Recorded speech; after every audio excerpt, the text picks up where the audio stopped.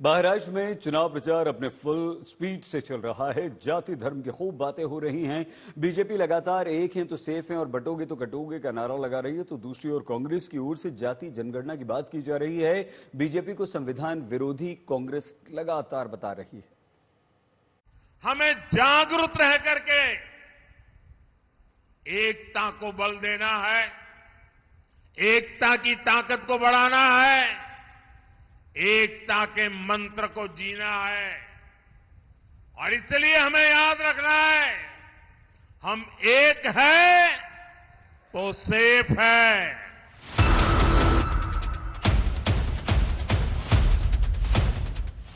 महाराष्ट्र में प्रचार के 4 दिन और बचे, लिहाजा दोनों ओर से सारे दांव आजमाए जा रहे हैं। बीजेपी को एक हैं तो सेफ हैं के नारे पर भरोसा है, तो कांग्रेस जाति जनगणना के हथियार को धार दे रही है।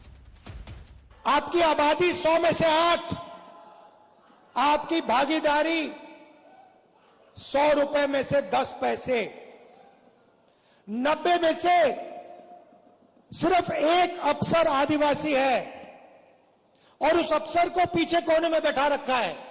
यह बदलना है। बदलने का तरीका जाति जनगणना। महाराष्ट्र की चुनावी सभाओं में प्रधानमंत्री मोदी कांग्रेस पर विकास विरोधी और आरक्षण विरोधी होने का आरोप लगा रहे हैं। साथियों, कांग्रेस पार्टी सरकार बनाने के लिए विकास पर नहीं, बंटवारे पर भरोसा करती है। कांग्रेस दलितों, पिछड़ों, आदिवासियों को आगे बढ़ने से रोकती है। कांग्रेस पहले खुले आम कैसे कैसे विज्ञापन देती थी। कांग्रेस आरक्षण को देश के खिलाफ बताती थी। कांग्रेस आरक्षण को मेरिट के खिलाफ बताती थी। कांग्रेस की मानसिकता और कांग्रेस का एजेंडा अभी भी वही है। दूसरी ओर राहुल गांधी बीजेपी को संविधान विरोधी साबित करने में लगे हैं। इसीलिए प्रधानमंत्री जी के लिए यह संविधान खाली है। वो कहते हैं कि लाल रंग का संविधान राहुल गांधी दिखाता है। देखिए इस पर क्या रंग है, नीला है, लाल है, हमें कोई फर्क नहीं पड़ता। इसके अंदर जो लिखा है उसकी हम रक्षा करते हैं, उसके लिए हम जान देने को तैयार हैं। पीएम मोदी संभाजीनगर में चुनावी रैली को संबोधित कर रहे थे, तो राहुल गांधी आदिवासी बहुल इलाके में थे। प्रधानमंत्री ने संभाजीनगर के नाम को लेकर भी कांग्रेस को घेरा। संभाजी महाराज को मानने वाले देशभक्त हैं।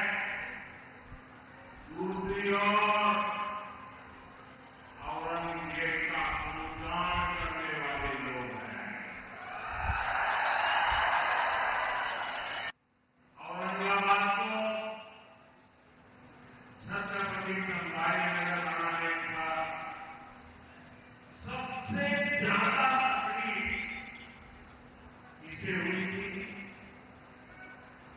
इसी कांग्रेस पार्टी को, अगाड़ी वालों को, जिसके पाले पोसे हुए लोग इस फैसले को परखने के लिए कोर्ट तक चले गए थे। हम ये नहीं चाहते कि आपके सारे के सारे प्रोजेक्ट्स यहां से छीनकर दूसरे प्रदेशों में भेजे जाएं और आदिवासी युवा जाकर बंधुआ मजदूर बने गुजरात में, दूसरे प्रदेशों में। हम चाहते हैं कि आपको महाराष्ट्र में रोजगार मिले, सही रोजगार मिले, इज्जत का रोजगार मिले।